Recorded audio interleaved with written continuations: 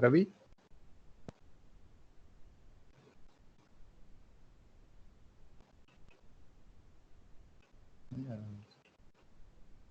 Hello, sir. हाँ Good Satish, evening, हाय, sir. Good evening. Yes, sir. Yes, sir. Sir, अभी sir join नहीं हुआ अभी तक. नहीं ना, ओके ओके, नहीं. हाँ सर. चलेगा चलेगा चलेगा. हाँ सर, मैं अभी रिकॉर्डिंग स्टार्ट कर दिया अभी ऑलरेडी. कर दिया ना? हाँ सर, चलेगा. रिकॉर्डिंग कर दिया. चलेगा. हाँ, है ना, आप थोड़ा देखते रहिए, थोड़ा म्यूट करना पड़ेगा, कभी बीच में आवाज आएंगे ना. हाँ ठीक है. मैं वो भी कर रहा हूँ सर, वो भी चेक कर रहा हूँ अभी. हाँ, सबका अभी म्यूट कर रहा हूँ. हाँ हाँ, you take care and I'll announce in the meeting. Okay sir. But आप सर गेस्ट होके ज्वाइन हो गए आप आज? नहीं मालूम नहीं, मैं ज्वाइन हो गया, वो ये आ गया. हाँ, आप गेस्ट होके ज्वाइन हो गए आज. है ना, चलेगा, बिकॉज ये है, मैं ज्वाइन किया, वो ऐसा आ गया. नो इश्यूज, है ना. हाँ, नो इश्यूज. तो you reach Hyderabad? Hi sir, yesterday night I reached Hyderabad and I'm staying in college hostel only. Good. I think everything is now controlled, na? No sir, sir, here in the Hyderabad airport, no checkup, nothing. Where you came from, nothing they are asking. Oh. Simply they are allowing to people enter in the Hyderabad. Okay.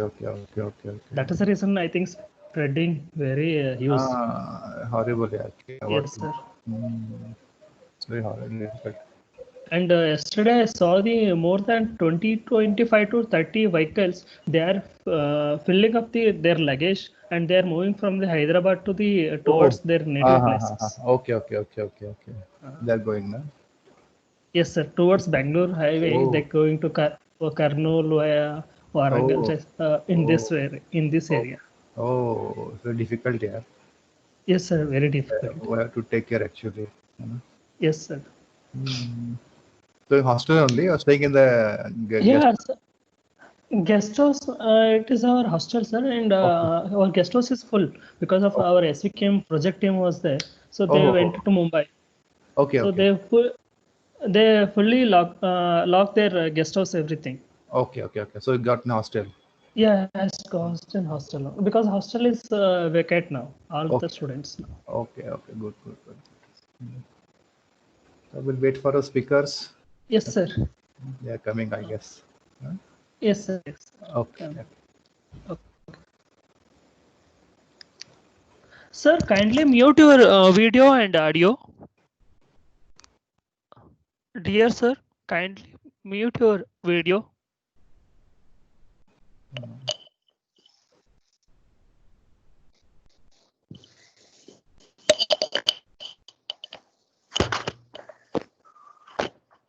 Good evening sir. Good evening, Ravi. आ गए? हाँ आ गया sir, आ गया। Okay, okay. Very good. So once evening sir, sir. good evening, Yogesh.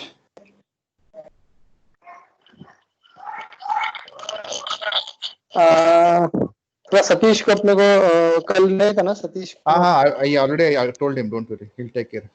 Okay Sir, okay. हाँ हाँ। He'll take care. I will do that. Muting and other things I will do that. Yeah. Sure. Because I was traveling yesterday, so I was not attend the Yeah, it's okay. It's okay. pre-webinar. It's okay. It's okay. No no issue no issue.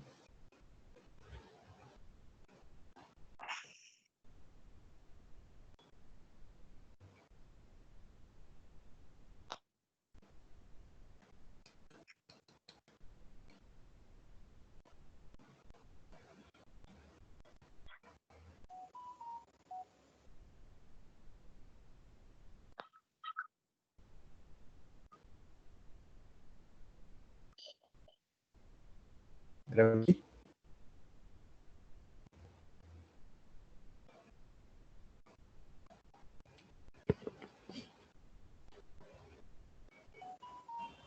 Ravi. हाँ sir. Once Dr. Agarwal comes, है ना? हाँ हाँ हाँ once he joins, so सब कुछ वो technically ये कर लेंगे screen वगैरह, है ना? हाँ हाँ बराबर बराबर। हाँ Immediately we keep it ready, and at the exact 7:30 we'll start the session. Huh? या एग्जैक्ट समझ रहे विल स्टार्ट। Start session. हाँ So wait. हाँ। Okay.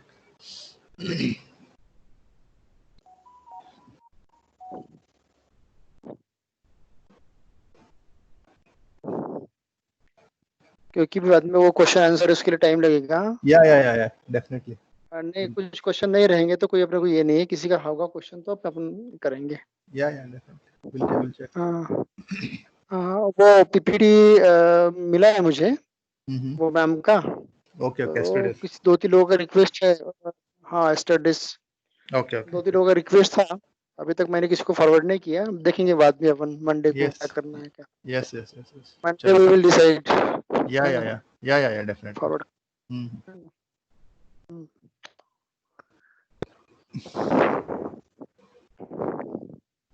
तो जलगांव का सीन क्या है लॉकडाउन का? लॉकडाउन में स्ट्रिक्ट है सर, अभी मैं गया नहीं ना, मैं जलगांव में। एक्सटेंड क्या है क्या? फिर से एक्सटेंड हुआ?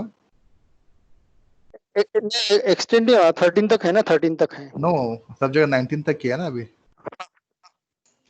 अच्छा 9 तक किया, तो वो जलगांव का 13 तक है, अभी वो एक्सटेंड नहीं किया अभी तक।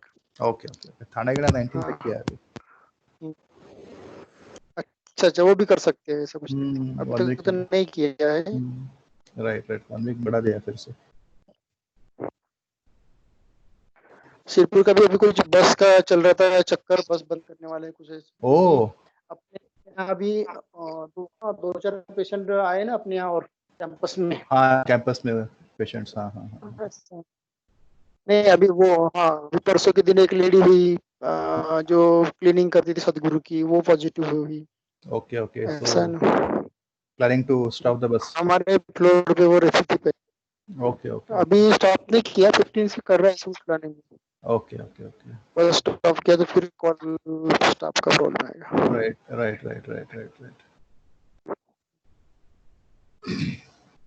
अभी तक तो कुछ देखते बाद में कैसा करते हैं तो। हाँ तो सब चल रहा है अभी। ओके ऐसा है। Madhavi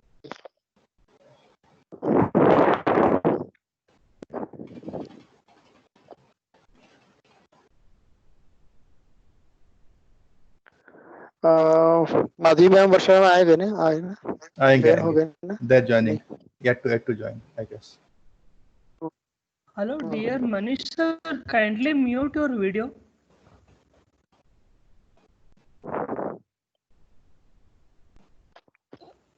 Manish sir, kindly mute your video.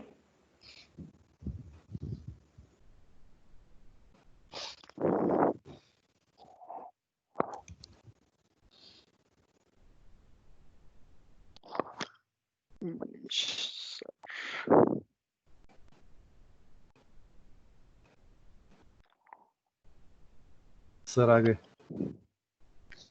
Good morning, sir. आगे क्या? Yeah. Good morning, sir. Good morning.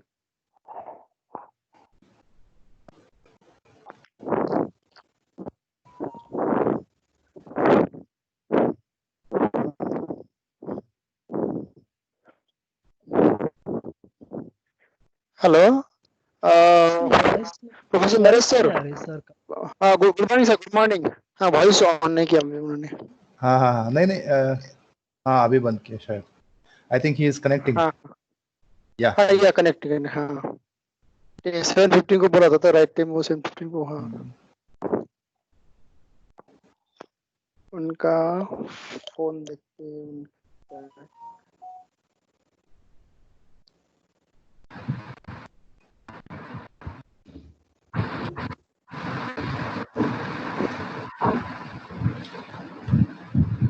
ये हमिंग अपनी तरफ से आता रहता है sir.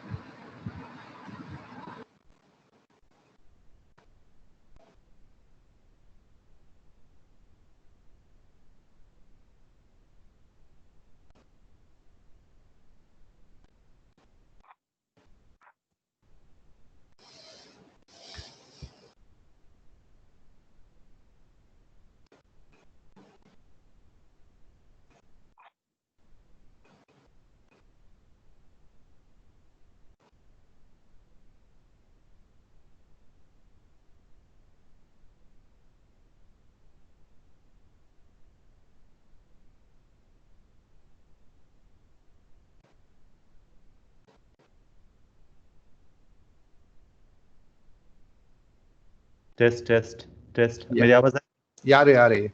Yes sir. Okay, wonderful. Perfect. Sir good morning sir. Good morning. Hi, good morning. तो मेरी Yes sir. Good morning. Good evening. Good evening from India. Yes, good evening from India. Yes. Sir, can you try to share the screen? Yeah, let me share my screen. Yeah. Yes. We have 10 minutes. 7:30 sharp will start. So in between we will check the screen sharing.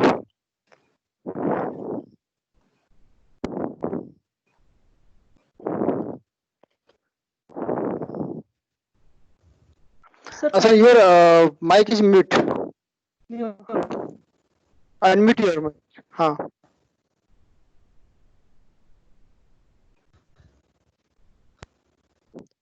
Dr. Naresh sir, unmute your mic. Mute now? Yes sir, okay now. Okay, but Nitesh sir, kindly... you cannot see my screen, right, yet? Yeah. Yes sir, not yet. No. Nitesh sir, kindly mute your video.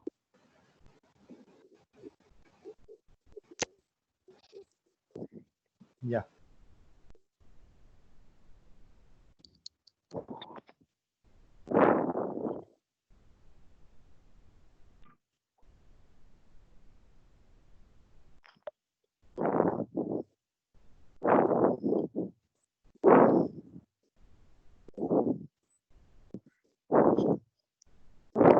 Can you see my screen? Yeah, we can see. No, not 8, not. Yeah, you can see. Hi, yeah.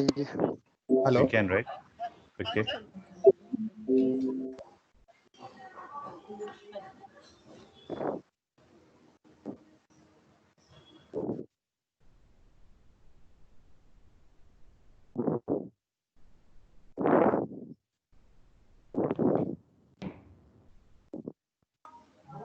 Okay, sec.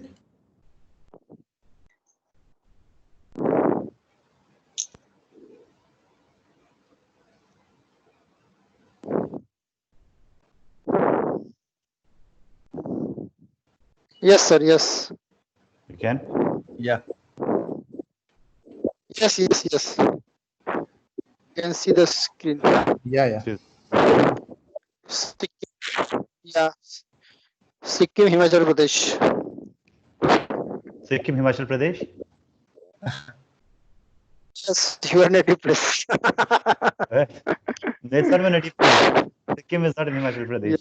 Himachal Yes. Pradesh, Himachal Pradesh Yes. is in northwest, Sikkim is in northeast. Okay. Yes. Now you see the PPT, and also we see your video also. You see you see me? Yeah. Not yet. Yes. I can see your screen actually, But not my face? not your face. I think that because when I share the screen, then that doesn't happen, right? Yeah. You are right. When you share the screen, it happen. So I stopped sharing right now. Right. Yeah. So now you can see me. Yeah, we right? can see. Yeah. Sure. Okay. The sharp 7:30 will start. In after 5 minutes, 4 minutes less. 4 minutes. But you all will mute, right, at that point? Yeah. So somebody will introduce me or at the Yeah. I'll introduce you. We are there. First, you have welcome and introduction. Then you start. Okay, and everything will muted. Okay. Yeah. It's perfectly planned. No issues. Okay.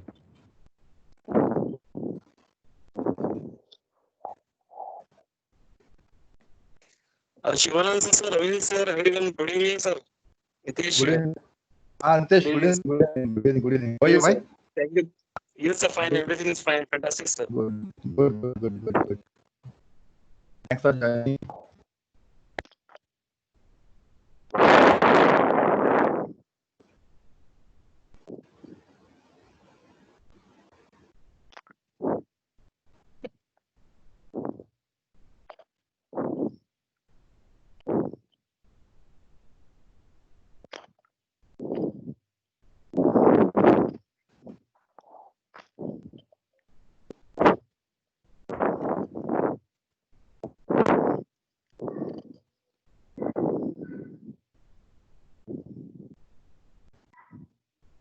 So I'm unmuted. You can hear me, right? Yeah.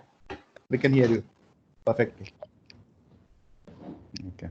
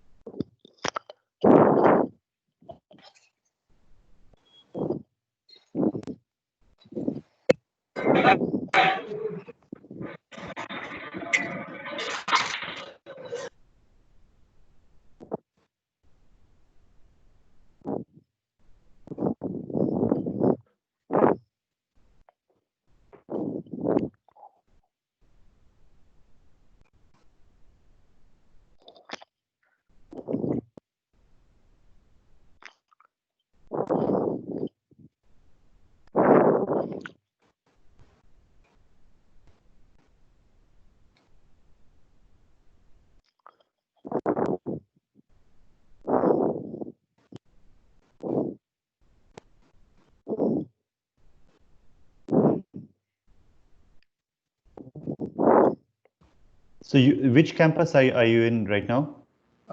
We are having Mumbai also, and Shirpur, and we are Indore, Because Dhule, different all the campuses. Yeah. are connecting right Yeah, now. yeah. All are connecting. It's open to all, no? All library science professionals. Okay.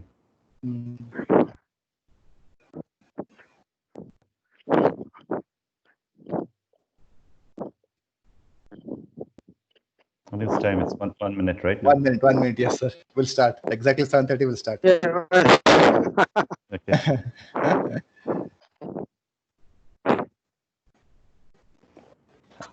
I can still hear a lot of sound from your side. So Yeah, some humming. Yeah, something is humming. So something. So can you just mute the people who are not? Sure. We'll do that. We'll do that. We'll take it. I'll do that. So we'll start now. Yeah, we will take. We'll start.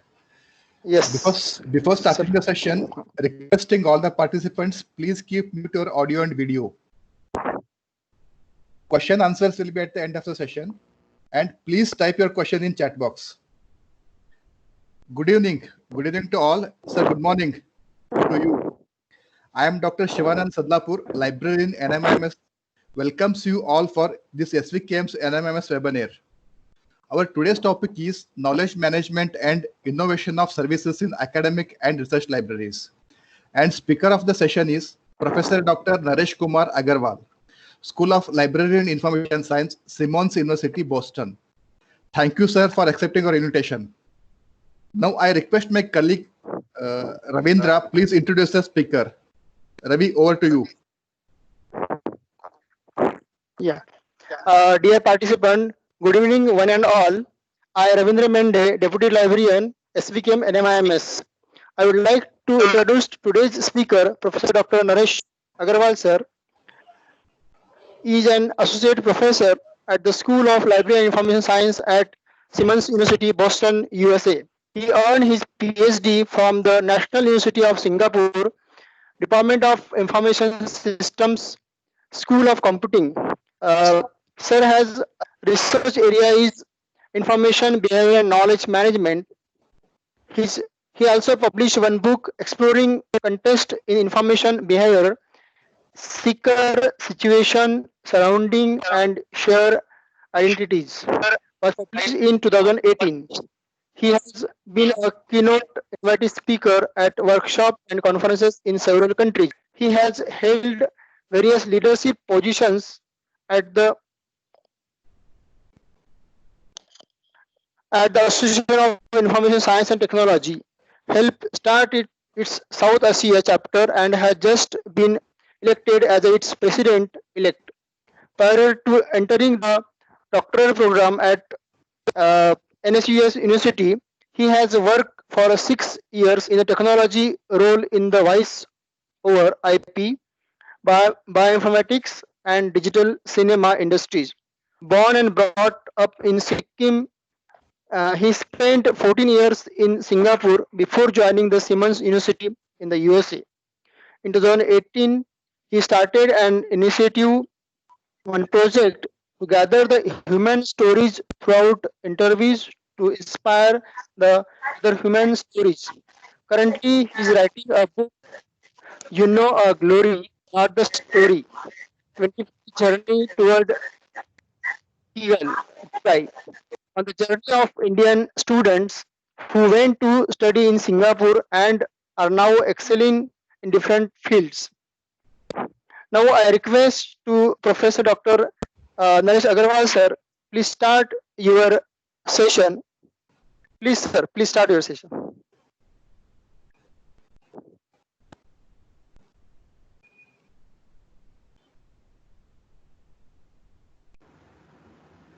Sir, you are muted, please. Yeah. Yeah, can you all hear me? Yeah. Thank you, Dr. Shivanand and Ravindra. Can you all hear me now? Yes, sir. Yes, definitely. Yes. So could you all be muted? I think I can see the video of Qazi Kajal Hussain as well. I think you need to Yeah, please, Kajal, please mute video. Yep. Yeah.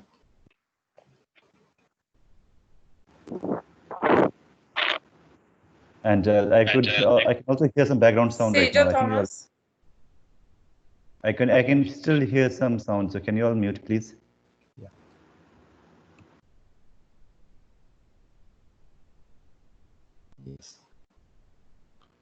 I think it's all good. Yes. I can still hear. I think I can hear the phone ringing and all that right now.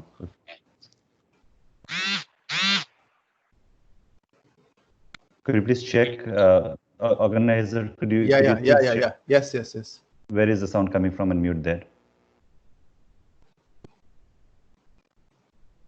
I think all are mute. All are mute, so we can go ahead. I can see the video of Cjo Thomas now. Cjo Thomas, please put off your video. Sir, kindly mute your video. And Cjo one miss, Thomas, sir. Mona Yole, please mute your this one audio. Can you all control from your end to Satish? mute everyone? Satish?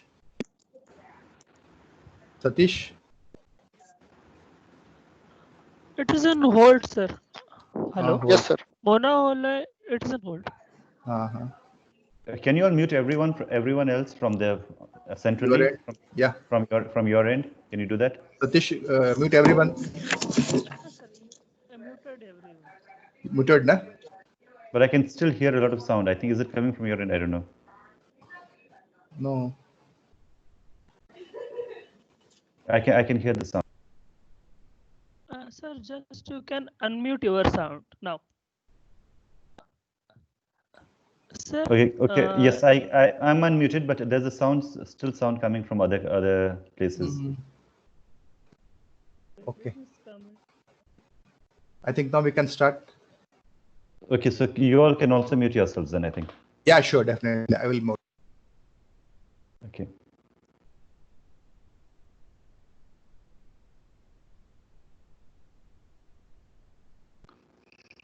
Hi, good evening, everyone. It's early morning for me in Boston on a Saturday morning, and I know it's Saturday evening for you. So thank you so much for connecting at this time. I know that you are in various campuses in your university right now, from NMIMS, and also some of you are connecting from your home computers, from phones and different places. So thank you so much for doing that. So my name is Naresh Agarwal. I was born and brought up in Sikkim, and then went to Singapore, and I've been in the US for more than 11 years now. I've been in Simmons University in Boston. And this is my email address, agarwal@simmons.edu. And that's my web address, web.simmons.edu/Agarwal. And if you are on Twitter, you can follow me at NareshAG. That's the Twitter handle. So the talk that we have today is on knowledge management and innovation of services in academic and research libraries. So we'll go and talk more about what this might mean and how we might go about doing that.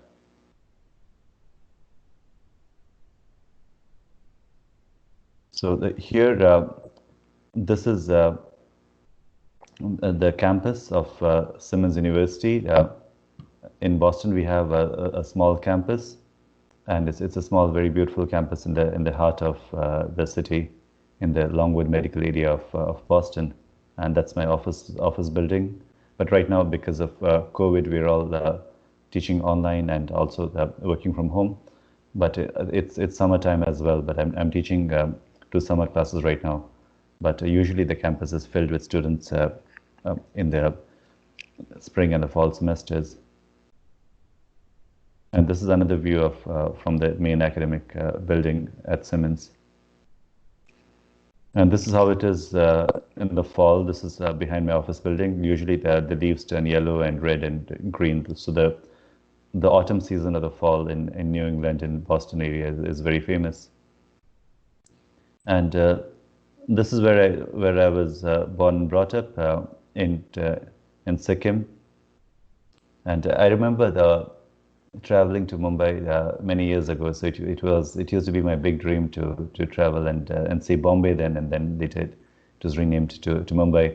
And so I did manage to spend quite a bit of time in Mumbai, especially when I was doing a job with a digital cinema company, and I had to work with ad labs in Mumbai. So I went around little towns, lots of towns of Mumbai, of Maharashtra at that time. And so it was a really nice journey. So I'm glad that many of you from Maharashtra and other campuses across the country are connecting right now. So this is a mountain lake in the northern part of Sikkim. And this was the high school that I went to, Tashinamgal Academy. And then in 1995, I got a scholarship to study in Singapore. It was a scholarship by Singapore Airlines and Neptune Orient Lines. So this is a view of the Singapore skyline. And this is NTU, Nanyang Technological University, where I did my undergrad in computer engineering. And after that, I worked for 6 years in the industry. It was mostly in Singapore, and then a few months in Hyderabad in India, and a few months in the Silicon Valley in California. So that happened. And after that, I decided to go back to university to further my education, and that's what I did my PhD at the School of Computing at Nanyang Technological University. So that's a little bit about my journey, and let me talk about my research area. So I work in this space called information science, which is a mix of these three areas, you can see, or an interaction of these three. It's mostly an interaction of humans with information. So even right now, as you all are sitting out there connecting and listening to my talk, and so that is an interaction that's happening between us with information and with each other. And a lot of the times it's mediated by technology. So right now we're using the Teams app for it. Yeah. Can you all hear me? I could hear some sound. Yeah, we can hear you. Okay, so you can mute back. Thank you. Yeah. So this is the interaction of humans with information mediated by technology. It could be direct as well, but a lot of the times. Excuse me, sir. Yes. Your voice is not clear. Can you take your microphone in your ear? You cannot hear me now. How is? Okay, let me. Is it better? Sir, yes. We can hear you clearly. No problem. We can hear you, sir. Clearly, we can hear you. Okay, so I'll put back the mic then. Yeah, yes, we can hear you. Yes. We can hear you. Okay, now how is it? Good. Go ahead. Okay. Yeah. So yes, so this is my research space. It's human information and technology. So at the heart of this is the actor or the user, and this person could be a conference attendee, a workshop person, or a person who's trying to listen to a webinar at some time in the evening in India, and could be a student, could be a child. So it could be any person like you and me who's in this space of trying to interact with the information. And often this person has a need for information. So there's a professor, Brenda Derwin, from the University of Ohio in Columbus, in the US. So she talks about this human being as a body, mind, heart, and spirit moving through time and space with a past history, a present reality, and future dreams or ambitions. So it could be really any person who has some need for information. And when we have this need for information, we start looking for information. We start in this process of seeking information, which could be from friends or colleagues at our workplace, in an institute, in a university. It could be from friends at home, from family. It could be from books that we get from the library or other books that we have physically. Or it could be from computer-based systems that we access. And this computer-based systems, it could be something that we either connect directly through our phones and tablets and smartphones and our computers and so on. Okay? And sometimes we find information serendipitously when we're not really looking for it. I can still hear some humming sound. Do you all hear that as well? No. There's like a constant humming sound. No, sir. There is no sound at all from your side? No. It's absolutely clear. Absolutely clear. Okay, thank you. Everything is going fantastic, sir. Please keep on. Okay. Everything is fantastic, sir. Okay, thank you so much. So, and sometimes we hear information we get information serendipitously when we're not really looking for it.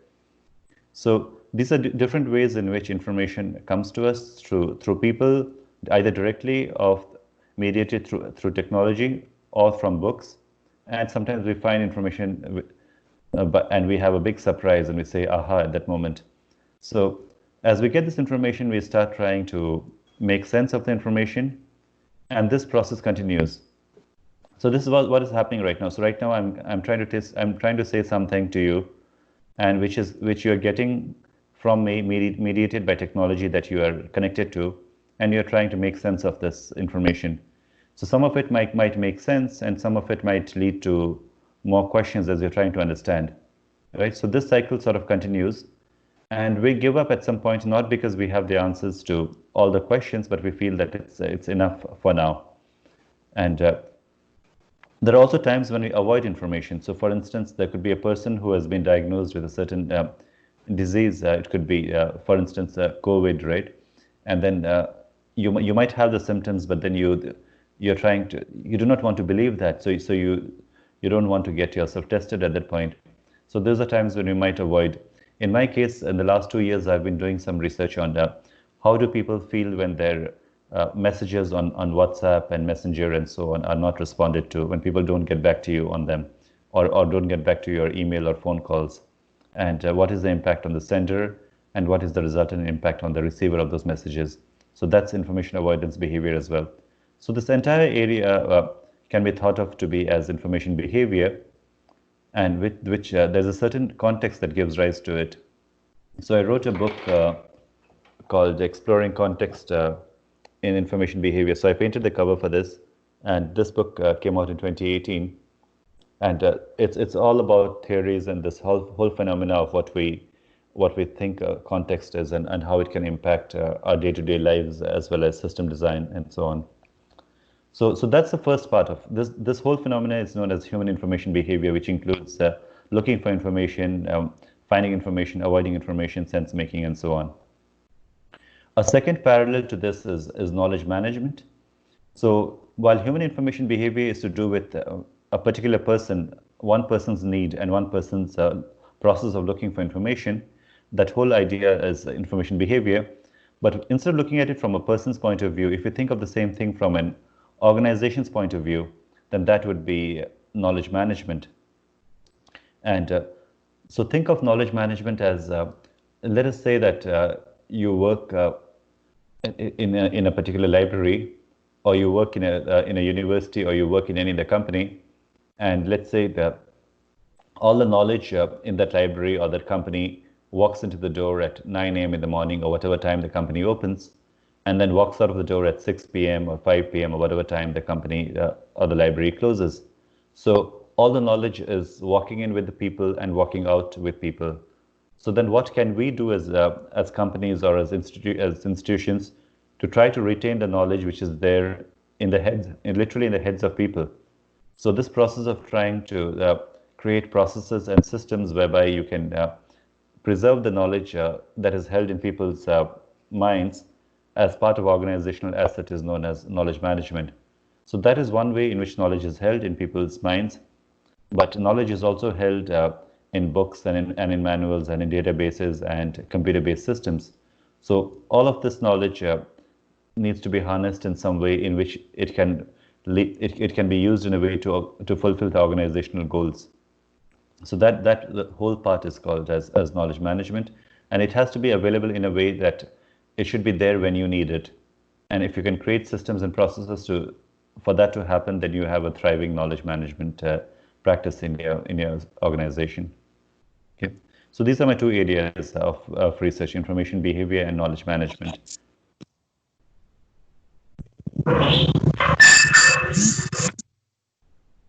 And I think somebody's muted right now. Could you mute, please?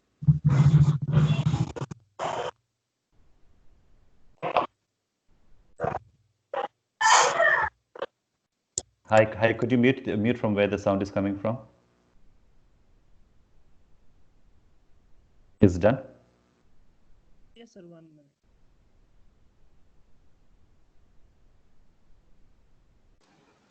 Yes, sir. You can go ahead. Okay. Yeah. So this is my book, and this is the link, publisher link, and the Amazon link for this book. Is Exploring Context in Information Behavior and Seeker Situation Surroundings and Shared Identities. So let's now start with the main topic for the day. That's knowledge management and innovation of services in academic and research libraries.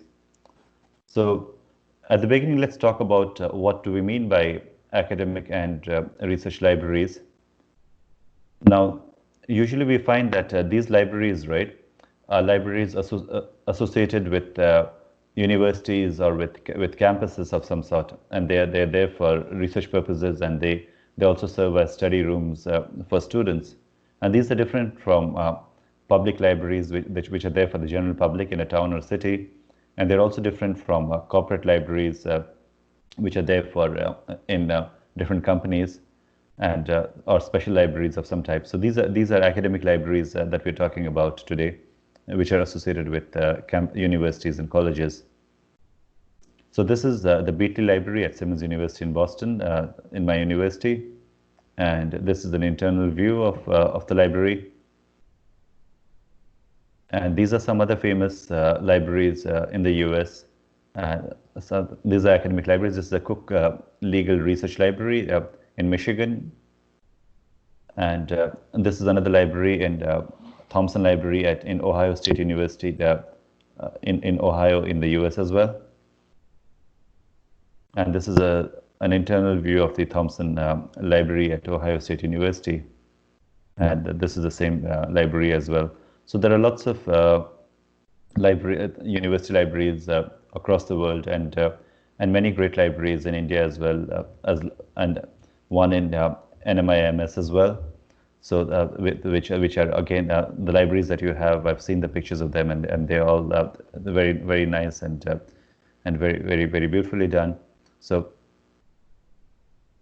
when you think of the libraries, right, there are various kinds of services that libraries provide. So I think at this time we'll just take a short pause, and you can type in the chat as to what you think is the purpose and the role of academic libraries in terms of the types of services that academic libraries would typically provide. And you can type in the chat, so I'll just look at that.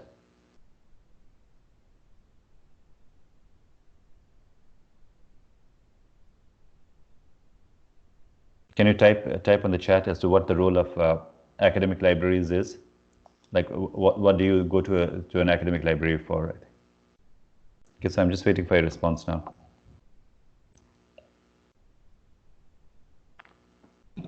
So one, Parul wrote that to support research, knowledge sharing. Saurav said reference services. And Komal says providing accurate knowledge. Asta said to provide information at the right time. Okay. Sunita says user satisfaction, Sunita Parekh.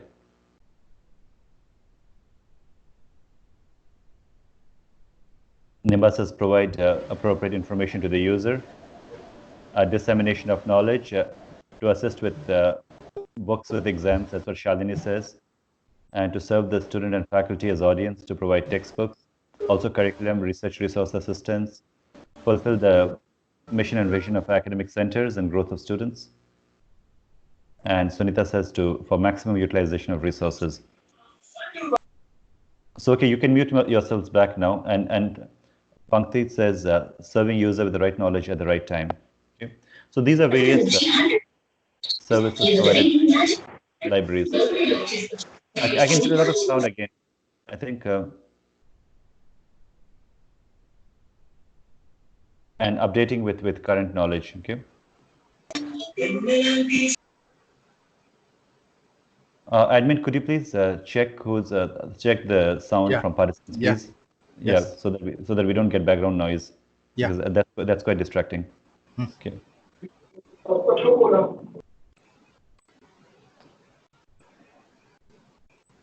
Yep.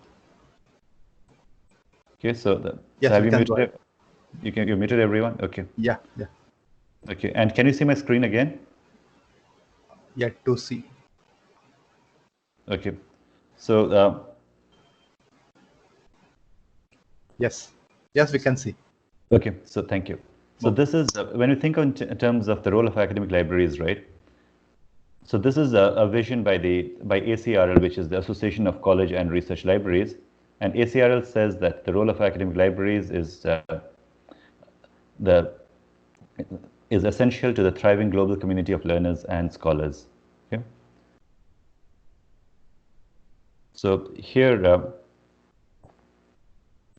this is a statement on the desired future of academic libraries by ACRL, and I'll let you take a few seconds or up to a minute to read this, and I'll just highlight some key points over here. Sir, sorry to disturb you. We are not able to see your presentation, sir. Can you please? We are sorry to disturb you, sir. I'm not able to see your slides actually. Okay, let me check again. Please, sir.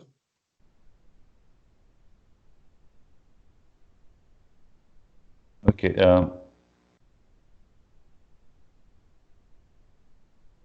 Can you see this? Can you see it now? No, sir. We can hear. We can see you, but slides are not coming, sir. We can see you. Yes, sir. And madam, kindly mute your videos. Yeah, I think all participants can mute your video, so that will help in the reception.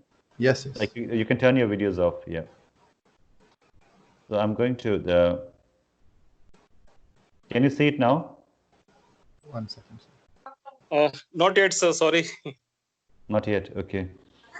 I think I need to turn off my video. Let me turn my camera off.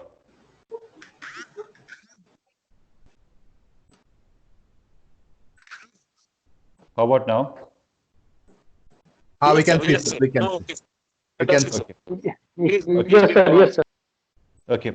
Thank you. So this was the vision of ACRL, saying that academic and research libraries are essential to a thriving global community of learners and scholars. And this was a statement on the desired future. So this is very close to what many of you typed in the chat, right? One is that libraries serve as these are catalysts in exceptional research and learning, and they play a critical role in building diverse, welcoming, and equitable communities. And there's a big focus on diversity and inclusion. So this is about developing inclusive organizations, spaces, and services, and guarding against policies and practices that intentionally or unintentionally create inequality in races, and embodying diversity in the profession, and create conditions so that all users are respected and supported in their pursuits. So I find this is a big issue. Like a lot of the times, different libraries do not have access to enough books or databases or top journals and so on.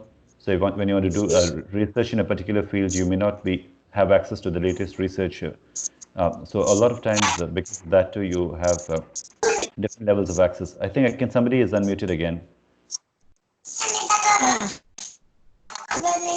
We'll check. Miss Preeti? Miss Preeti? Hello? Please mute your speaker, audio. Could you not do that centrally from your side to mute everyone rather than having it controlled by again they will unmute the things actually. But you cannot control it, like you can mute. That is not there. Okay. Yes, sir, we can go ahead now. Okay. So again, creating conditions where all users are respected and supported. Okay.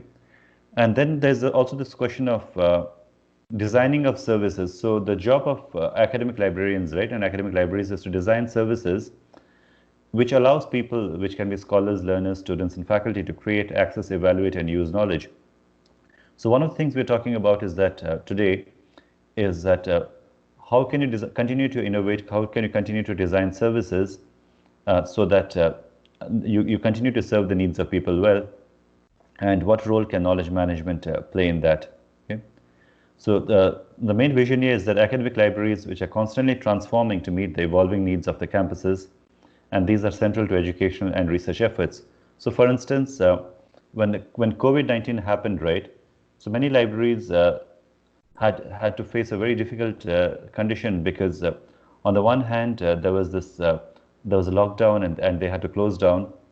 But at the same time, for many students, for many faculty, the libraries might be the only places where they can go for internet and for technology access and for certain books and all. So when the library closes, it provides a great difficulty for a lot of people.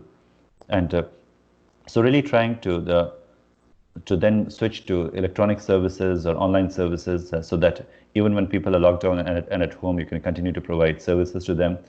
And as you all are doing right now, trying to provide webinars to different people so that the learning continues in some form. So those are various ways of trying to provide services to people that libraries try and find, innovate in different circumstances to serve the needs of patrons and people.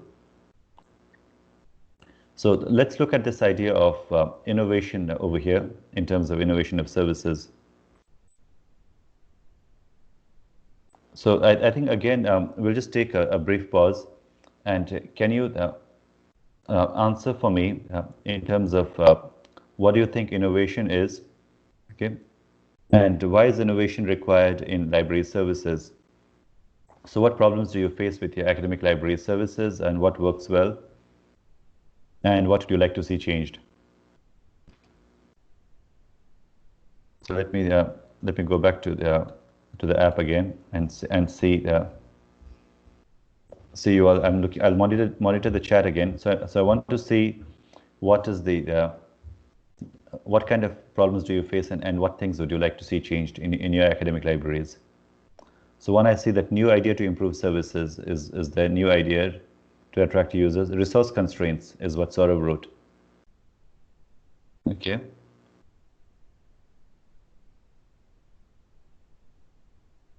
We should go with e-library is what Nimba says. Okay. E-resources is what Mukta is saying.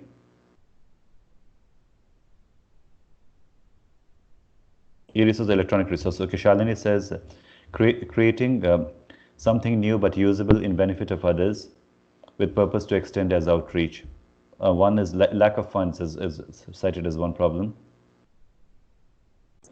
Innovation in processes to save time, energy, and manpower. I'll say human power to manpower, because it could be both from man and women for effective services output. One is open access, okay, providing open access to journalists, updating user services, and budget issues has been cited as one problem by Majibuddin Sheikh. And innovate in terms of services and user outreach is what Amrita said. Sunita says marketing library services. Creativity and e-resources is what Sujata is saying. Mukta says lack of fund and non-cooperative management. Okay.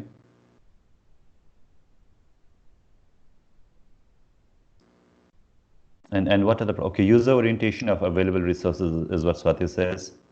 Non-professional staff is cited as another problem.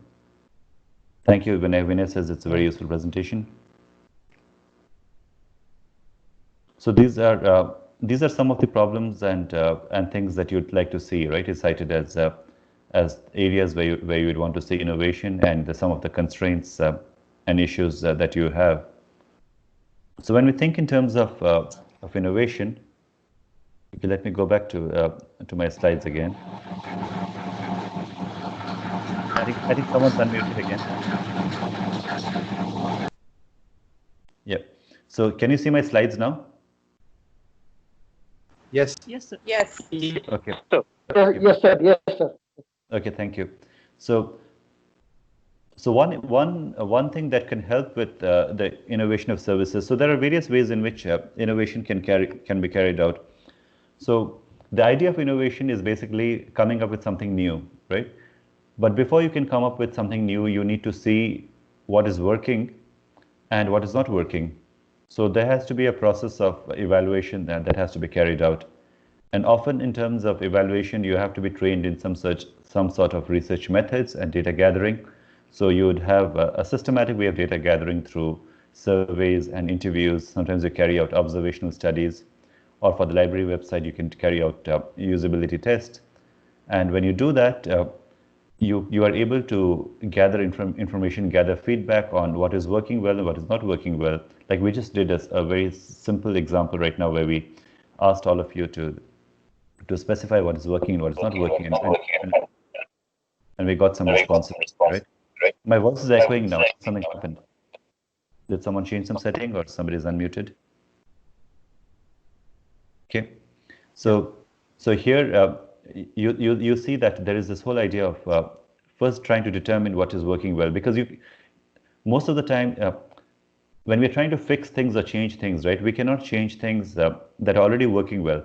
So the determination of what works well and what doesn't work well is important, and trying to preserve what works well, and then trying to then change the things which doesn't work well, which don't work well. So that part is important. And when you're trying to change the things that don't work well, you have to see that what are the constraints you have in terms of resources, in terms of of human power, or in terms of management support or lack of it. Those are the types of constraints. So you first have to identify the things that work well from things that don't work well. What are the constraints that you have? And given those constraints, what can you still do? What is still feasible within those circumstances in terms of changes that you can make? Okay, I think I'm somewhere I can hear my sound again. So these are the basic things. So in which case we have to first identify the needs of the users. And for academic libraries, the users are students, the staff, the faculty, right?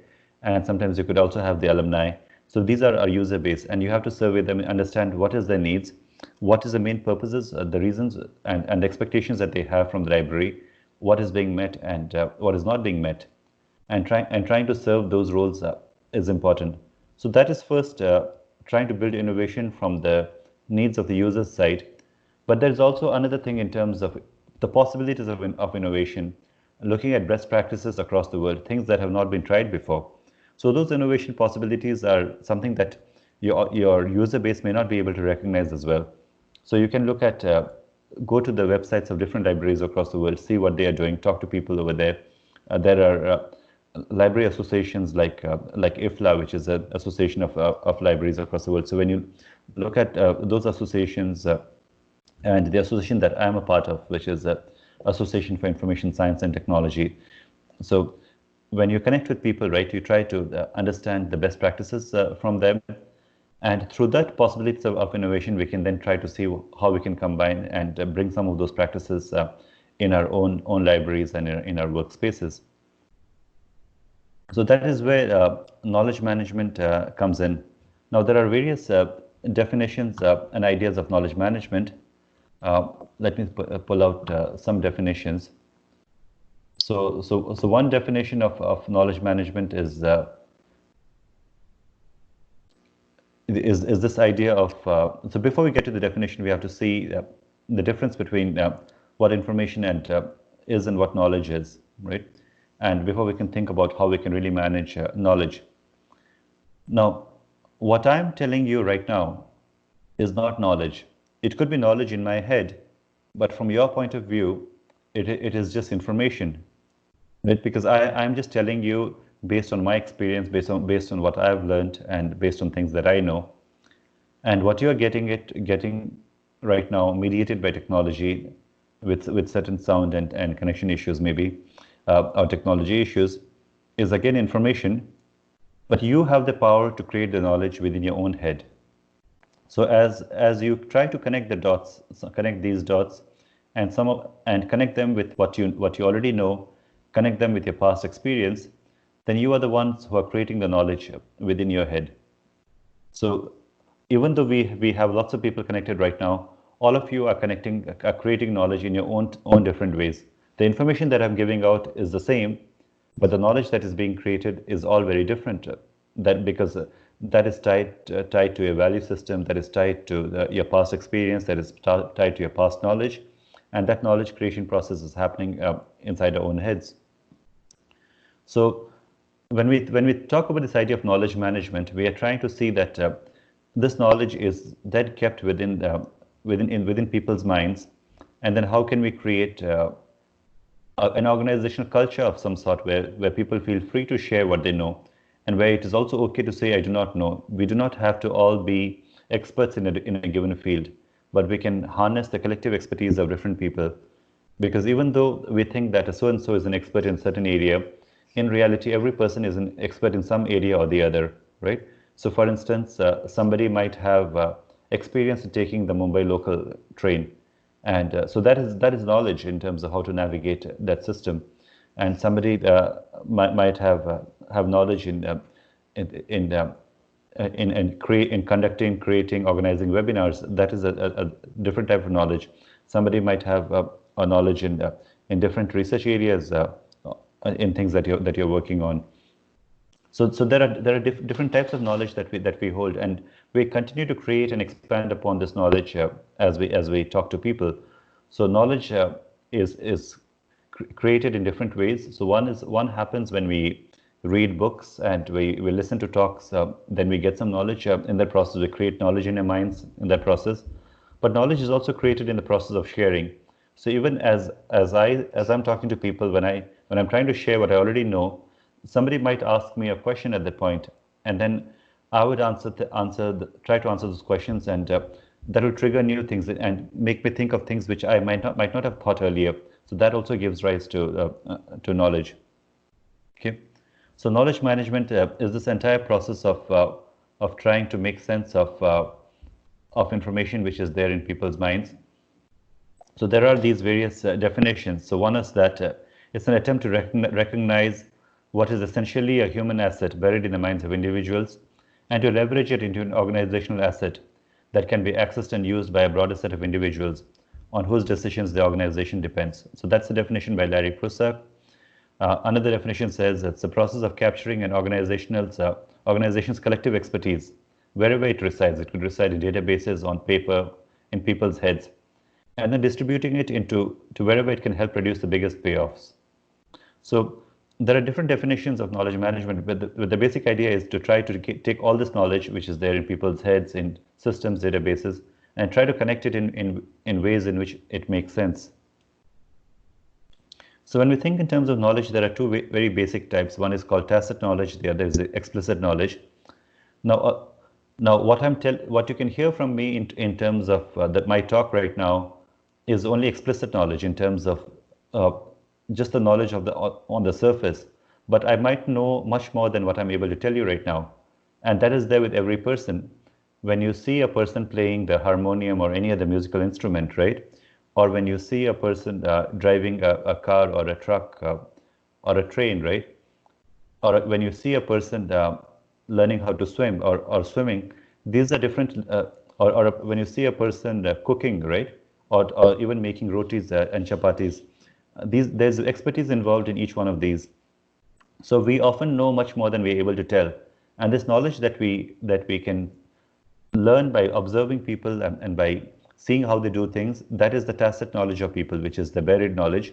And often the knowledge that we're able to harness is only the ones that is on the surface, and that is known as the explicit knowledge. So things that you see in terms of a book, right? When I say I wrote a book, then that is only the explicit knowledge in terms of I was able to write certain things which I knew in the form of a book. But I might know much more than what I'm able to write in the book. And so this tacit knowledge is 80 to 85% of what your employees have in an organization, and the explicit knowledge is only there. There's 15 to 20%, and that is in the form of computers or in terms of books. So one big challenge in terms of implementing knowledge management is that how do you capture this knowledge which is there in people's heads, which is 80 to 85%. So what you basically do is that you create some sort of a social network. So like for instance, when we have something like Facebook, right, or we have people connected through WhatsApp and people connected through Twitter and so on. So it's a network of people. So whenever you have a question, you can go to other people to say. So that system should be able to capture what other people know.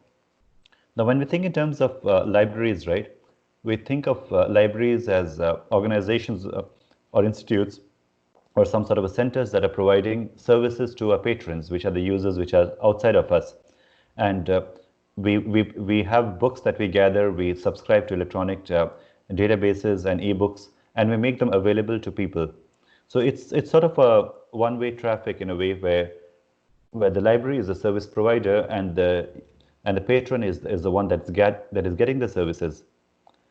But when we think in terms of implementing knowledge management in libraries, a lot of the times we're not really looking at user knowledge.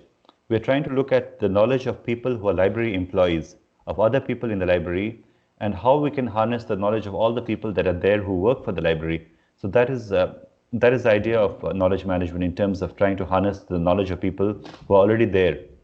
And the second part in terms of working with your users, working with your patrons, that is often termed as value creation or value co-creation with people, where you work with your users or your patrons to create a value together for the library. So there are, when we think in terms of implementing knowledge management, there are various kinds of processes. So we have to understand and do some studies within your library to see how is the knowledge captured within the library, and this is important to capture the tacit knowledge of people. How is knowledge created within the library? How can it be codified? Codified means that you can take the knowledge which is there in people's heads and try to put it in some form, in the form of books, manuals, or put it in computer databases. How is knowledge shared? How do people access knowledge? How can it be applied, and how can it be used or reused? So these are again the same process as well: knowledge creation, knowledge acquisition, knowledge sourcing, knowledge compilation, knowledge capture, organization, refinement, learning, evaluation, reuse, and divest. Divesting means getting rid of knowledge. So sometimes when we have a big collection of books that we're not able to manage, then we carry out the process of weeding out those books, and that can be seen as divesting. So Kimis Dalkir, she is a professor based in Canada. So she has written a book on knowledge management, and so she has simplified the knowledge management process in three types. One is the process of capturing or creating knowledge, and the other is the process of sharing knowledge, and the other is the process of applying or using knowledge. So if you think of in these terms, right, at least within a library, we can try to find out first, before we think in terms of innovation, that how is knowledge, how are we capturing the knowledge of people who know things within the library? What facilities and mechanisms do we have for knowledge to be created in a library? And then the second thing, we can think in terms of how is knowledge being shared within the library? What are the processes and ways in which that we have for sharing of knowledge? And then in terms of knowledge application and use, right, what are the ways in which we have for applying and using knowledge? So Nonaka and Takayuchi, they came up with a model called the spiral model, and that's very famous in knowledge management. And according to this model, if you want to if you want to see how knowledge converts in an organization from tacit to tacit, so that means there is something that I know within my head, and then there is something that somebody else, another person might know. So how does my tacit knowledge gets converted to your tacit knowledge? So in which case this happens when I talk to you, right? So when there is some sort of a coaching or training that goes on, when you have a socialization or a dialogue and people talking to each other, when there's brainstorming, then at that point the tacit knowledge of people gets converted to tacit knowledge. And explicit knowledge, conversion of tacit to explicit happens when I try to write what I know, or when you do a video recording of this webinar today, right? So this is the process of trying to externalize what I might know a lot of my internal knowledge. And converting from explicit to explicit happens when you already have written material. Let's say you have things online, but you use Google to do a search of a query, so you have search results that show up. Or sometimes when you classify information so that they can be found easily, that you do with books, and let's say you have Library of Congress subject headings or Dublin Core or different kinds of metadata that you use to organize information. So that happens when you're trying to convert explicit knowledge to explicit knowledge. And even in terms of when we say data science or information visualization, all of those are means to convert explicit to explicit knowledge. And when we're trying to convert explicit knowledge to tacit, this happens when I take a book and read it, right? So this is explicit knowledge which is there written in the book. And now when I try to read and try to understand what's in there, that is my process of trying to understand and trying to learn. So this simple matrix helps us understand different ways in which knowledge is converted into different forms in organization. And trying to streamline processes for more and more of this to happen, is a good way to implement knowledge management, trying to provide more facilities for brainstorming and for coaching and training, for capturing of knowledge, for classifying information, trying to have mechanisms for understanding and learning, and removing the barriers in this is important for both knowledge management and for innovation. So this process as a cycle, it continues. So again, tacit to tacit is where a lot of innovation and new ideas come in. Explicit is when you're trying to put it in the forms of books, manuals, and so on. And explicit to explicit is converting from one recorded form to another recorded form. And explicit to tacit is the process of learning or trying to understand. Okay. So if you want to implement knowledge management, there has to be some value proposition, which means that initially when I asked you that what are the difficulties that you face, right? So some of you said that we need to have greater ebooks in the library, or some of you said that we need to have more innovation or responding to user needs. So any kind of thing that you want to do, that is your value proposition. That is what you want to do. You have to have some aim or some goal that you want to achieve when you want to implement knowledge management. And then there is this process of planning the process of trying to implement that. And that planning process takes a long time. And then you go about designing the systems and solutions to do it. And then there's the implementing part, and then you have the scaling up. So this is kind of a basic process. I have papers where I've written this in great detail. And you need to have certain things which need to be in place for this.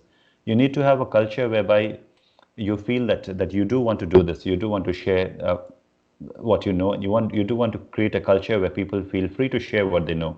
So the presence of a culture is very important. So a lot of the times, if you do not have a sharing culture, the knowledge management will not really work. You need to have the infrastructure of people, of resources, and also of technology. And you need to have some ways of measuring what you have created. So all of those parts are important in trying to implement knowledge management. So let's look at now some studies in the role of knowledge management and innovation of services in academic libraries. So these are various papers that I've written over the years, and a lot of these are in collaboration with Anwar Islam. Anwar is an associate professor at Dhaka University in Bangladesh. So he started collaborating with me in 2014 when he was still a PhD student in the Japan Advanced Institute of Science and Technology. So we have done a lot of papers over the last 6 years or so, primarily looking at knowledge management in academic libraries and how these can lead to innovation and to creation of value. So this is effective knowledge management and service innovation in academic libraries, which is published in AFLA Journal. And how do academic libraries work with their users to co-create values for service innovation? And knowledge management for service innovation in academic libraries. And this is again conceptualizing value co-creation for service innovation. And how can you retain the knowledge of outgoing employees and transfer the knowledge to incoming employees? And this paper is with Professor Leila Maroof of Kuwait University, and this is about how can you implement knowledge management in colleges and universities, and what is the template. And this is about what tools and systems are there to implement knowledge management. So we do not have a lot of time. I know that the talk is ending in 8 minutes, but I do have, and this is my contact information over here, and that's my website and my Twitter and my email. So let me just try to pull out some papers from here, just to give you a brief overview of what each paper is there.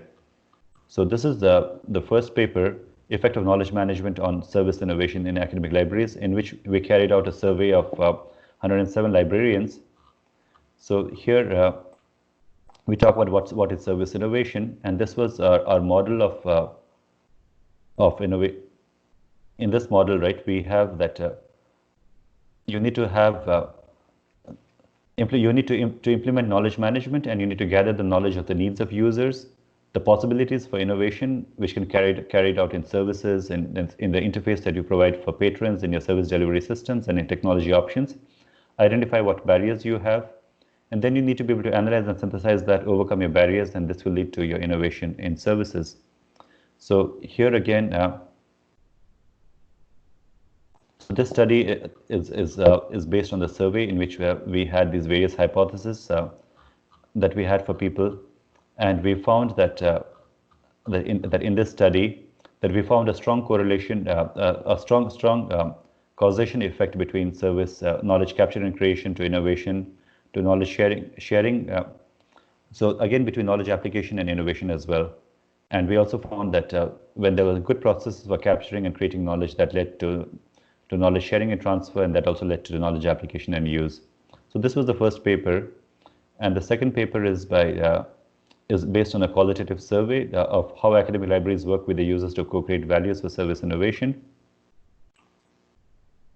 So here, what services does the library provide that you believe is a value? So this is again a survey of many librarians across the world. So here we have, there are things that you can do in terms of what the library provides, things that are there with the user knows, and then you can work with the users to innovate your services that are provided with the library. So this was different libraries in Canada, US, India, Singapore, and in different countries. And these were different kinds of services which they said: access to resources, physical, online, ebooks, and helping answer questions, instructions, recommendations for user awareness and ease of learning of items, evaluating, understanding, responding to user needs, printing and scanning services, specialized services, providing physical spaces. Okay, and how does the library learn about the user? So face-to-face on social media, getting user feedback. Okay. And what mechanisms does the library employ to disseminate relevant information to users? So some said there are social media and online tools, and user profiles, workshops. And how does the library make use of the knowledge that your users possess? Okay. So tailoring services to user needs, acquiring library collection, technology support. Okay. And how can you ensure library user interaction? So one, it said by meeting, discussing, consulting, okay, and some voluntary services. Other areas in which the library works jointly with users to co-create value.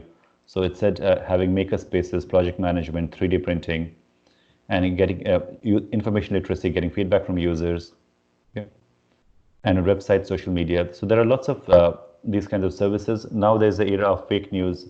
So libraries can really work to sensitize the people in terms of how to fight fake news. That's a big way in which libraries can work. Libraries can also capture the knowledge, the research that is produced by faculty, and help provide knowledge to of latest research to the students by serving as a publisher in terms of having open access to publications. So there are different roles in which the libraries can take right now. So I know that I think we are almost out of time. I'll just maybe pull out one more paper.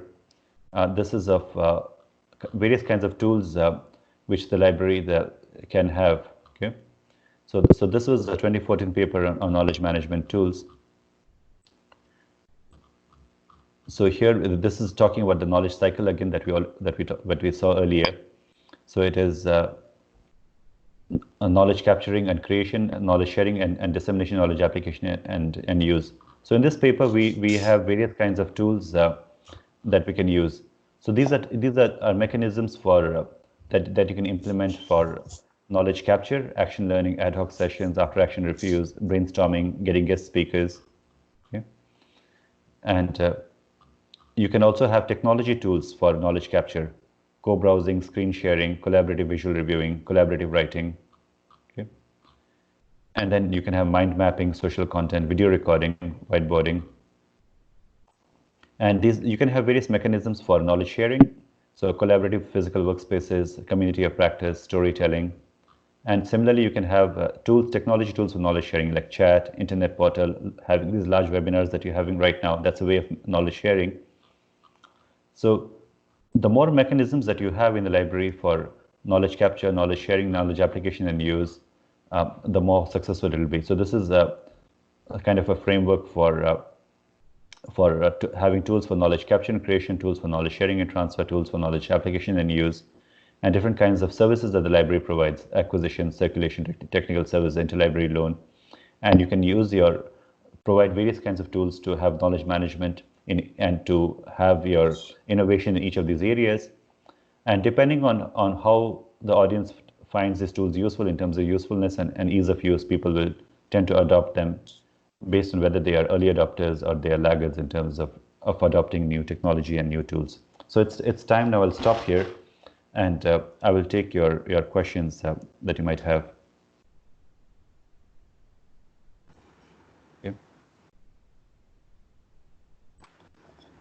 sir. That was very interesting. And hello. Thank you. Yes. Thank you. Yes, we would like to Thank know. you, sir. Thank you for your valuable lecture. So we would like to know in this COVID situation, Yeah. what innovative means you're using for the veteran, because we are stuck in the at homes, and what exactly are you doing at your end, different ways in which to um, connect with the patrons. And Yeah, there are lots of things that are happening, not just in my library, in different libraries across the world. In my university, we have decided to go online in the summer and also in the fall. So the university will be completely online until December. So in which case, there were lots of things that happened. So I will talk in terms of what the university is doing, because I think what the library is doing is tied to what the university is doing. So there is this overall effort. So first is really trying to support, create various ways in which to reach out to students. So different students might be facing various kinds of difficulties, right? So firstly, you may not have enough computers at home, because that is one problem that I find, is that there are children who are connecting to their schools in using either Zoom or any Microsoft Teams or Google Meet or any of these tools, right? So you need different kinds of ways, devices to connect to for various webinars. So certain libraries are providing access to laptops and tablets that you can borrow from the library, if there is enough of that. That is one way. And if that is not there, right, then at least you can have various kinds of programming that you have, whereby you increase the hours of being available to support. So some people might need support in terms of curriculum, some people might need support in terms of technology needs, and trying to increase the hours available online, where you can meet the needs of your students and faculty. And that is important. And also some people might be diagnosed with COVID, or some people might have family members who are diagnosed. So trying to connect them to resources about COVID as well, that is important.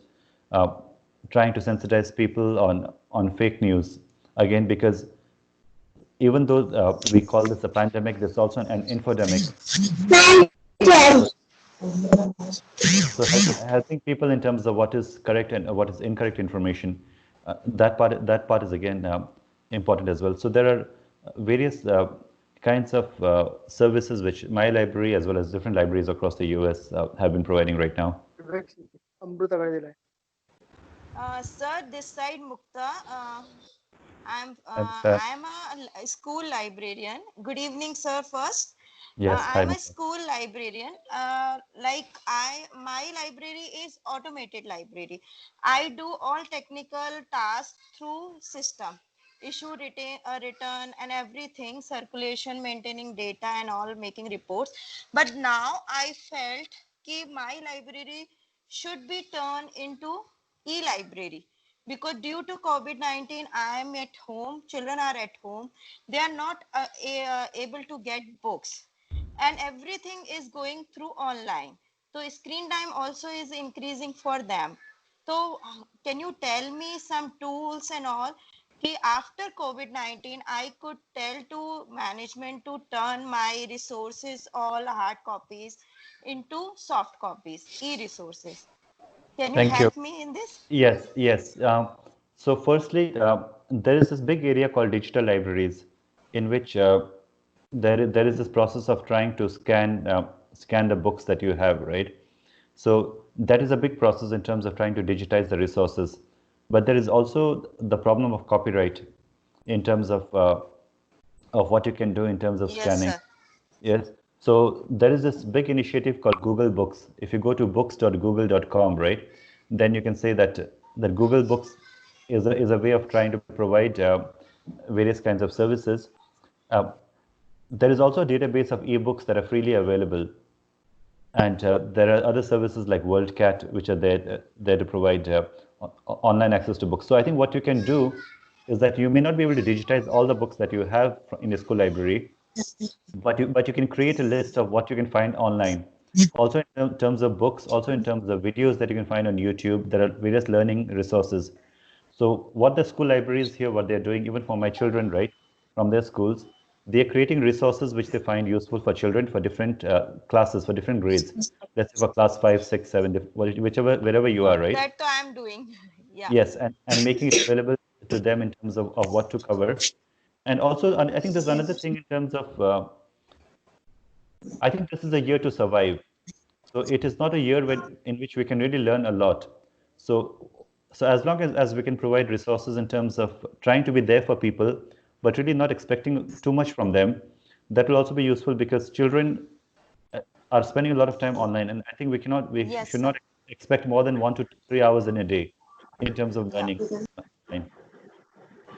So trying to limit that is also important. So I think what you can do is you can have weekly sessions either on WhatsApp or in terms of or Zoom or anything, where you can talk to your students. You can tell them that I'm a school librarian. I'm available online to answer your questions.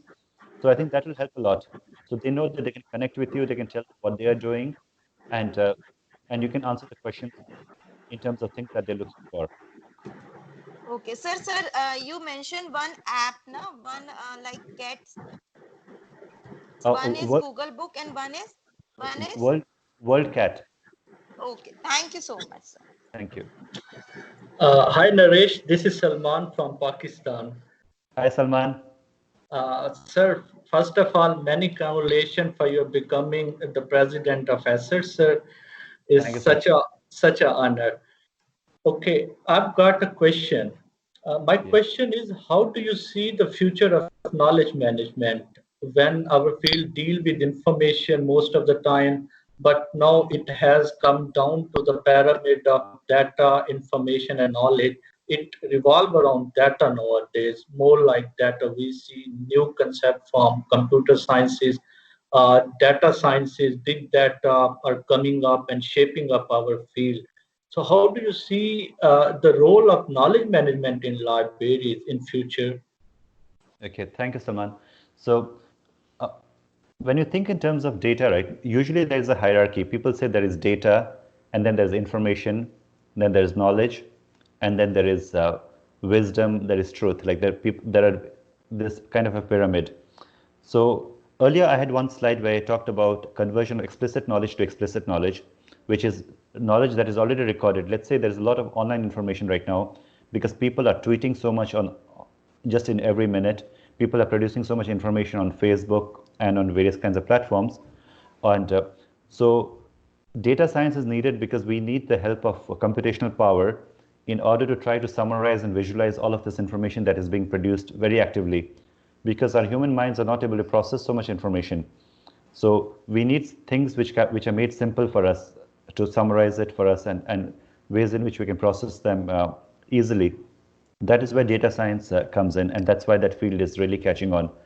But knowledge management will always be needed because, as we saw earlier, the knowledge that is there recorded in our computers or through technology or through even in books, even though it's huge, right? But it's actually very little compared to the knowledge of what we already know in our minds. So we always need to create mechanisms and processes where we connect people with each other. So it is, at the end of the day, it is all about human connection, because that is what we seek in our human lives. We want to be connected to human beings as part of our life journey. And knowledge management is, I know that this term knowledge management is very confusing, but I try to look at it very simply. If I go to you and say that I want to implement knowledge management within your university or within your library, right? You might say, sorry, I don't need it. But if I go to you and say, what can I do to make your life easier than what it is? That is knowledge management. Knowledge management is really a process of trying to make people's lives easier than what it is. And you can do that when we connect with other people who also know things. So when we become a community of people rather than individuals working in isolation, that is where we are able to harness a collective expertise to help each other. And that is really what knowledge management means. So even though data science is catching on, knowledge management will always remain important and always remain relevant. And libraries we did another study, Anwar and I, and we saw that libraries are only making about 4% of all the knowledge that is produced in libraries is related to knowledge management, and that's really low compared to what the potential is there. Does that help answer your question, Salman? Absolutely, absolutely. Thank you for your answer. Thank you, Salman. Any other questions?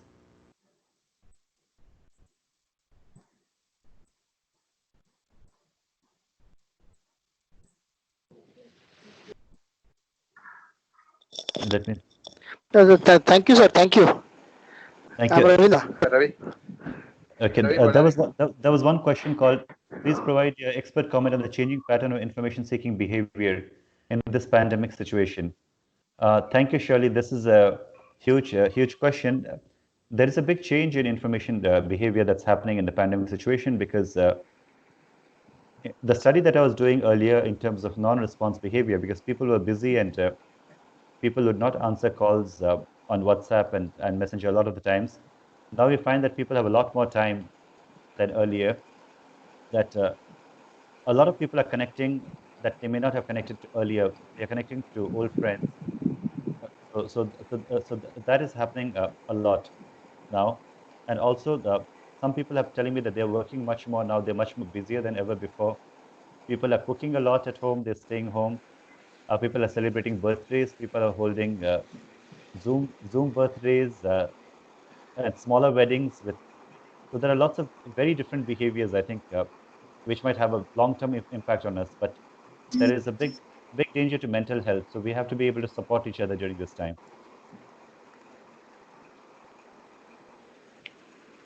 And any other questions? I know that the sound is, there's a problem with sound because many of you are unmuted now. So yeah. Background sound. Okay. Thank you, sir. I think Bharti was saying something. So it's me, Parva, from Pakistan. Thank you, sir. I think there was some. Dr. Naresh, sir, thank you, sir. Thank you. Somebody's trying to speak, I think. Ravi, Sir, there is some hand. question. Someone asking questions. Yeah, wait. It's me, Parva, from Pakistan. First of all, I congratulate you for the successful webinar. So I want to ask how we can manage tacit knowledge. Yes. Not explicit knowledge. Thank you. Yes, I got your question. I didn't get your name though. So thank you. Yes. So your question was, how can we manage tacit knowledge? And that is very hard because tacit knowledge is the knowledge that we hold in people's. Not tacit knowledge. I want to ask how we can manage explicit knowledge. Of explicit knowledge. So managing explicit knowledge is what libraries do, because what we do is that we collect books, physical books, we collect e-books, right? And we classify them in different ways and make it available that you can search them easily, right? Using the Dewey Decimal Systems and other systems. So all of this is ways of classifying, organizing is a way of trying to manage explicit knowledge. And when you form lists and taxonomies, when you form databases, and when you pull things together in your website, in a portal, those are different ways of managing explicit knowledge. And you have to do both the things. Usually people have some sort of a technology systems or a system of tools that you will create in your organization. So you have to, there is, let's say, Microsoft SharePoint, or there is Box.net.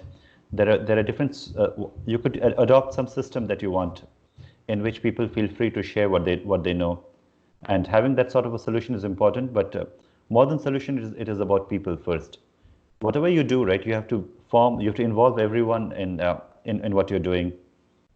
So one of the papers that I showed you in my list earlier was about trying to implement knowledge management, and there you really need to get everyone involved in this process of trying to implement knowledge management, and whichever ways you come up with to manage tacit and explicit knowledge, that has to be what your library comes up with rather than what other people are doing.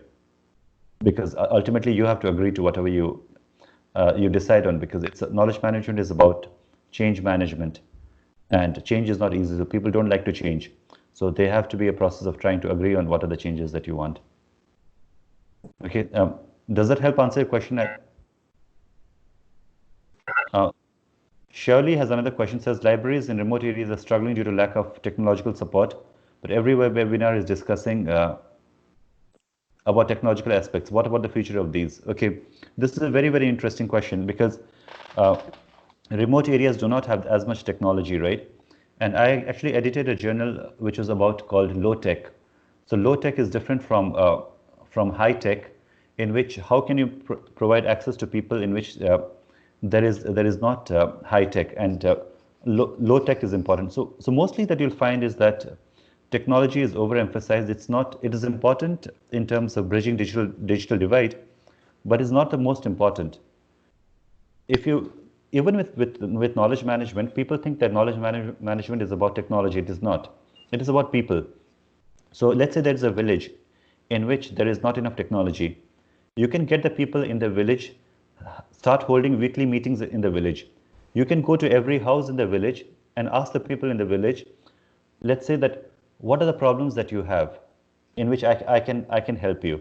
Okay, so let's say you go house to house in the village and try to find out that what are the problems that they're facing, and then you just create a list of all the problems that every house in the village is facing, and you also ask them, what is the knowledge that you have in which you can help other people in the village, right? So just by having that knowledge of what people in every house that they know, and in ways in which they can help other people, and what are the areas in which they need their help, you can create a very strong knowledge management system in that village itself.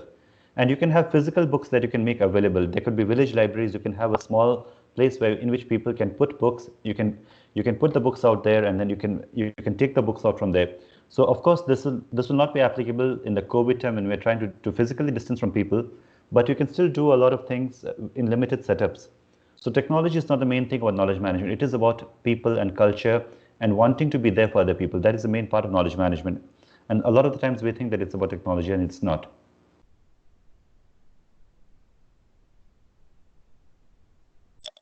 Thank you, sir. Thank you. Okay, so thank you everyone, and thank you so much. Thank you, sir. Thank you for you. Ravi, Yes, sir. Yes, please go ahead. Yes, sir. Ha, sir. Okay. Very good evening. Ravi, sir, please. A great pleasure.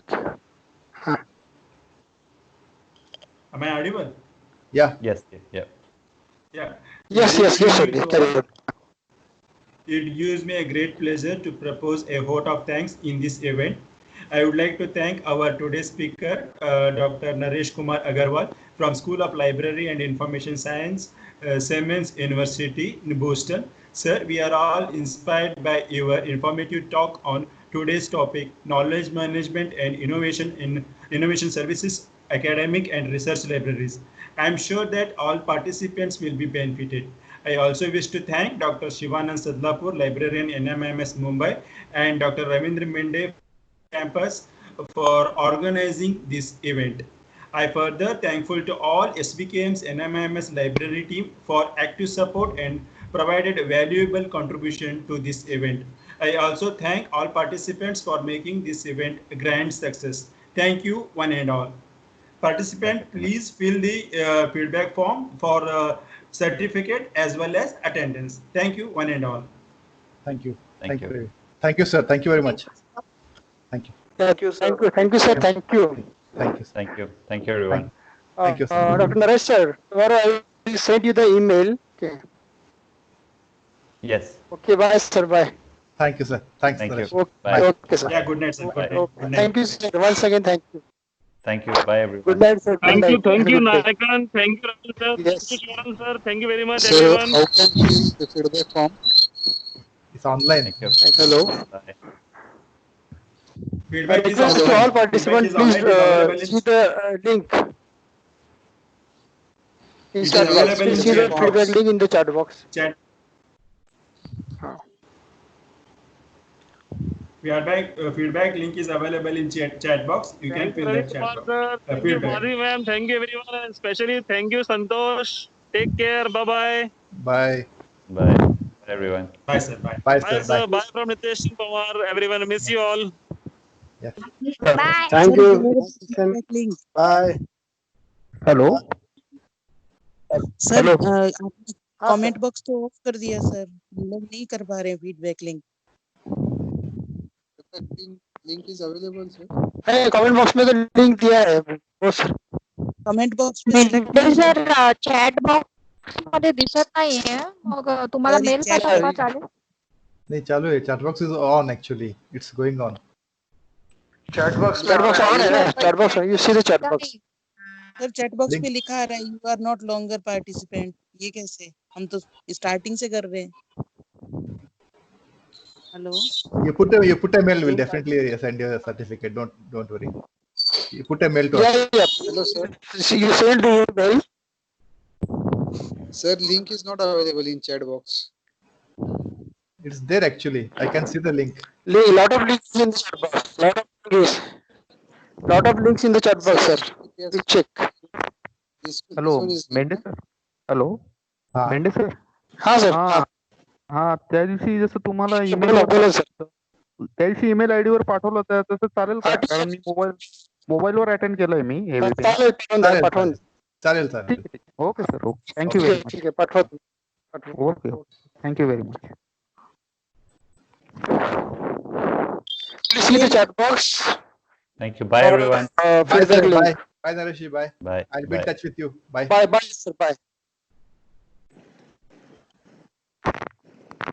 Chat box पानी कहाँ से आ गया सारा? हाँ madam.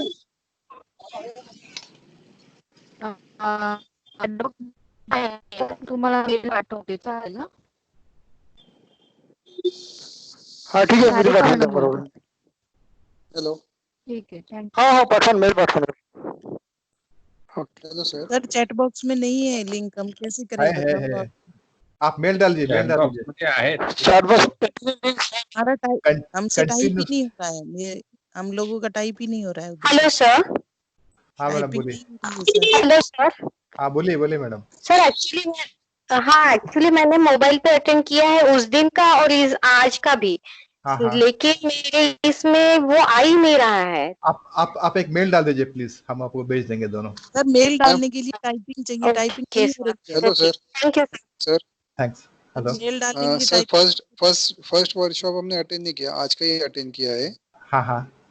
तो अभी इसका जो फीडबैक का जो लिंक है आपको जो बोला है चैट बॉक्स में अवेलेबल है. अवेलेबल है चैट बॉक्स पे, देखिए ना प्लीज, भर दीजिए ना उसको. ते म्हणतात अवेलेबल आहे चॅट बॉक्स वर. उसमें बहुत से लिंक्स आ रहे हैं सर, सेंड किए. हाँ कोई भी क्लिक करो ना, कोई भी क्लिक करो. कोई भी एक ही क्लिक करो ना आप, कोई भी क्लिक कर दीजिए. जो गूगल फॉर्म में है क्या सर? कोई भी क्लिक हो जाएगा. गूगल फॉर्म में है. ओके साइन इन करना है. हाँ सर. होते ते कसं नाहीच येतं काय? सगळे तेच म्हणतात नाही आणि ते म्हणतात चॅट बॉक्स मध्ये आहे. म्हणजे जरा वेळ येईल कदाचित, बघूया मग थोड्या वेळाने आपण. सर सतीश कुमार जी. समझ में नहीं आ रहा है ये लॉकडाउन में क्या उखाड़ लेंगे.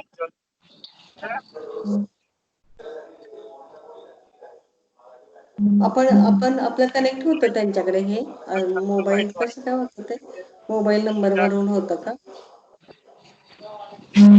हा. त्याने एक क्वेश्चन विचारला तेव्हा त्यांनी नाव घेतलं, म्हणजे याचा अर्थ त्यांना सगळं पडते ना माहिती. हा. फोन नंबर आणि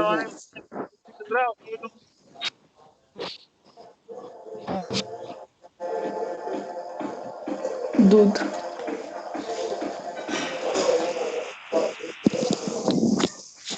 hello.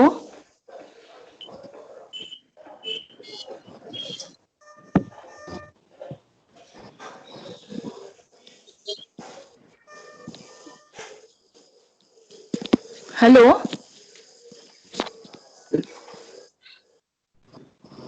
Hello.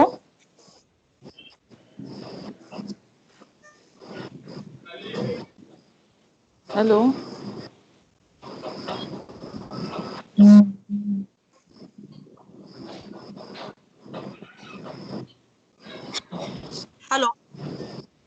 Hello. Hello.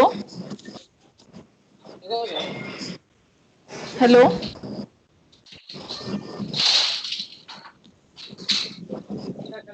Hello. Hello.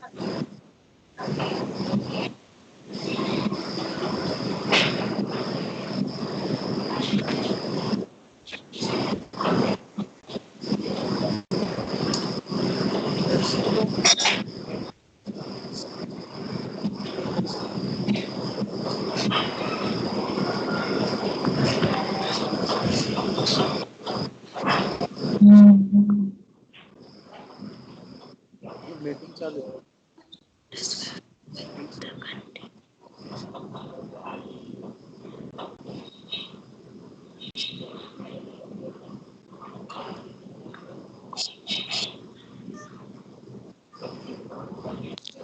Hello.